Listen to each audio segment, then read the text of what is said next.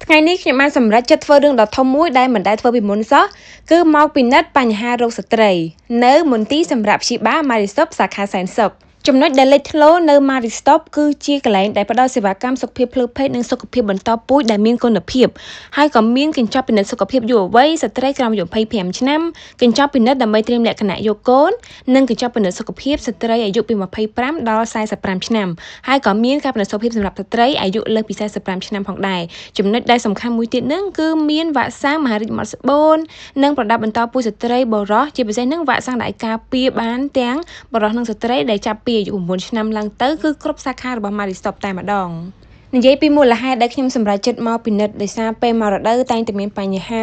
មករដូវចុកពោះឈឺចាប់រោយចង្កេះឬក៏មានបញ្ហាមួយចំនួនគិតថាតើវាអាចមានបញ្ហាអីដែលយើងអត់ដឹងមែនអត់អញ្ចឹងក៏សម្រេចចិត្តមកអេកូស្បូនដើម្បីគិតថាតើមានដុំគីឬក៏មានបញ្ហាដែលធ្វើឲ្យយើងឈឺចាប់មែនអត់ដើម្បីមកប្រឹក្សានិងពិភាក្សាជាមួយនឹងអ្នកជំនាញឲ្យបានទាន់ពេលវេលាជាពិសេសទទួលបានយោបល់និងចំណេះជំនាញបន្ថែមទៀតតាមរយៈការការពារខ្លួន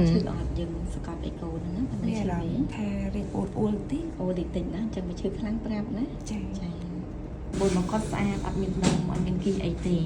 ហើយដៃស្បូនខាងស្ដាំក៏ស្អាតដូចគ្នាស្បូនខាងឆ្វេងរបស់យើងក៏ស្អាតដែរណាហ្នឹងសរុបមកវិញតកតងជាមួយការអេកូនេះទាំងក្នុងស្បូននិងដៃស្បូនគឺស្អាតធម្មតាអត់មានដុំអត់មានគីទេណាបើសិនជាយើងមានដុំមានអីមានដុំសាច់ឬក៏ដុំគីអីនៅស្បូនក៏វាតកតងជាមួយរដូវពេលខ្លះរដូវយើងវាមកច្រើនពេកពេលខ្លះទៀតយើងមកចុកពោះខ្លាំង